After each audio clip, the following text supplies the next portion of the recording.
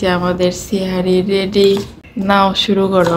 আসলে ঘুম থেকে উঠে ভাত খাইতে ইচ্ছা করে না, এই জন্য আমরা এগুলো খাই। হ্যালো এভরিওয়ান, আসসালামু আলাইকুম। কেমন আছেন সবাই? তো আলহামদুলিল্লাহ আমরা তো ভালো আছি। তো দেখুন আমি কি কেটে নিয়েছি, এগুলো কি চিনতে পারেন কিনা? তো এইগুলো হচ্ছে এই যে মিষ্টি আলু। তো দেখুন আমি মিষ্টি আলু সিদ্ধ করে এভাবে একটা শেপ দিয়ে লম্বা লম্বা করে কেটে নিয়েছি। আমি এইগুলো এখন আলুনি, সবাই বেগুনি বলে, তারপরে কুমড়ানি বলে, আর আমি দিয়েছি নাম আলুনি। তো এইগুলার আমি পাকোড়া বানাবো। এখানে আমি এখানে বেসম আর চালের গুঁড়ি দিয়ে আমি একটা বাটার করে নিয়েছি। বাটারটা দেখেন কতটা ঘন, এরকম করে হাতে দিলে হাতে লেগে থাকতেছে। এখানে আমি দিয়েছি হচ্ছে মরিচের গুঁড়া, হলুদের গুঁড়া, জিরার গুঁড়া আর একটু লবণ দিয়ে আমার পরিমাণ মতো আমি একটা বাটার করে নিয়েছি। আমি এখানে এখন এই আলুটা, তেল অলরেডি গরম দিয়ে দিছি। তো এই যে দেখুন তেল অলরেডি গরম দিয়ে দিছি, গরম হইলেই আমি এটা ভেজে নিব। সাথে থাকুন, পাশে থাকুন, পুরা ভিডিওটা দেখতে থাকুন।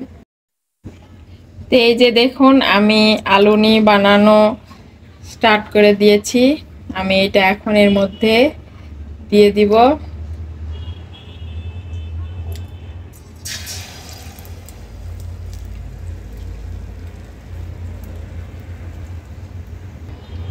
আমি কিন্তু সরিষার তেলে বানাইতেছি, এই জন্য ওখানে একদম ফেপড়া উঠতেছে, ভয় পাওয়ার কিছু নাই।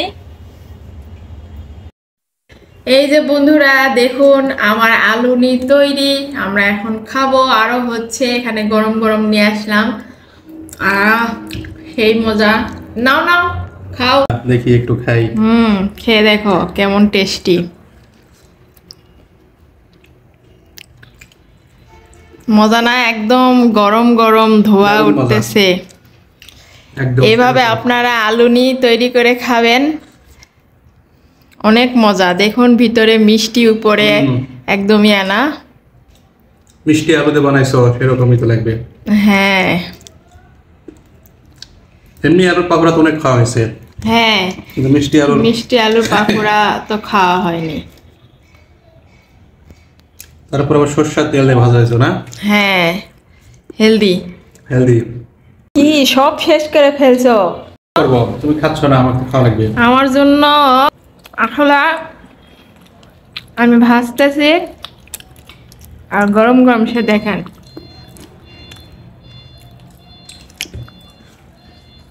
এরকম একটা মজার জিনিস দেখলে হয়।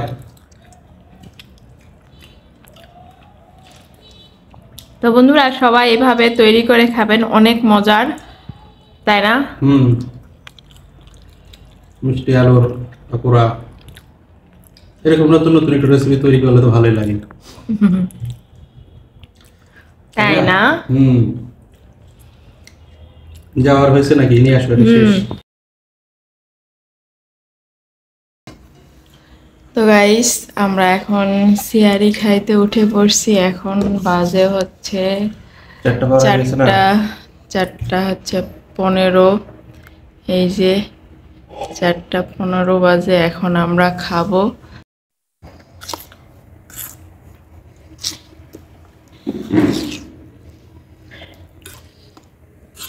এগুলা কি তৈরি করলাম?